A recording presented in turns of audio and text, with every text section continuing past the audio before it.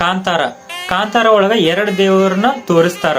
ಒಂದು ಪಂಜುರ್ಲಿ, ಇನ್ನೊಂದು ಗೂಳಿಗ. ಈ ದೇವರನ್ನ ದಕ್ಷಿಣ ಕರ್ನಾಟಕ ಒಳಗ ಪೂಜೆ ಮಾಡ್ಕೋತ ಬಂದಾರ. ಈಗಾದ್ರೂ ಅವ್ರಿಗೆ ಇಷ್ಟವಾದ ದೇವರ ಪಂಜುರ್ಲಿ. ಒಂದು ದಿನ ಕೈಲಾಸ ಪರ್ವತ ಒಳಗ ಒಂದ ಕಾಡಂದಿ ಸತ್ ಬಿದ್ದಿರ್ತೈತಿ. ಅದ್ರ ಸೈಡನ ಒಂದ ಸಣ್ಣ ಕಾಡಂದಿ ಮರಿ ಅಲ್ಲೇ ಕೂತಿರ್ತೈತಿ ಸೈಡ್. ಅವಾಗ ಪಾರ್ವತಿ ಮಾತಾ ತಂದ ಅದನ್ನ ಸಾಕ್ತಾಳ. ಸಾಕಿ ದೊಡ್ಡದಾಗನ ಬಹಳ ಡೇಂಜರ್ ಆಗ್ಬಿಡ್ತೈತಿ. ಶಿವ ಅದನ್ನ ಸಂಹಾರ ಮಾಡ್ಬೇಕಂತ ಹೋಗಿರ್ತಾನ. ಆ ಟೈಮ್ ಒಳಗ ಪಾರ್ವತಿ ಮಾತಾ ಇಲ್ಲ ಇದನ್ನ ಮಾಡ್ಬೇಡ್ರಿ ಅಂತ ಹೇಳ್ತಾಳ. ಇದನ್ನ ಭೂಮಿ ಕಳಿಸ್ತಾನ.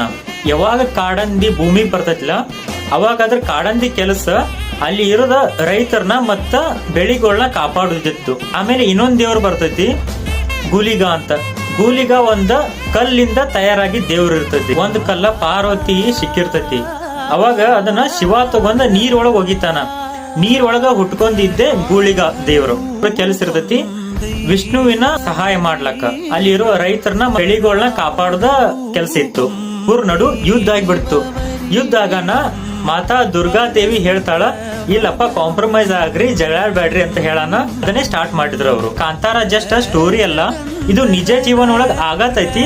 ಅದು ನಮ್ಮ ಸಂಸ್ಕೃತಿ ಮತ್ತ ಪರಂಪರೆ ಐತಿ. ನೀವು ಎಲ್ಲಾರು ಕಾಂತಾರ ಮೂವಿ ನೋಡ್ರಿ. ಈ ವಿಡಿಯೋನ ಶೇರ್ ಮಾಡ್ರಿ. ಈ ವಿಡಿಯೋದಿಂದ ಸ್ವಲ್ಪ ನಿಮ್ಗ ನಾಲೆಜ್ ಸಿಕ್ಕಿತ್ತಂದ್ರ ನನಗ್ ಫಾಲೋ ಮಾಡ್ರಿ. Thank you. ರಾಧೇ ರಾಧೇ.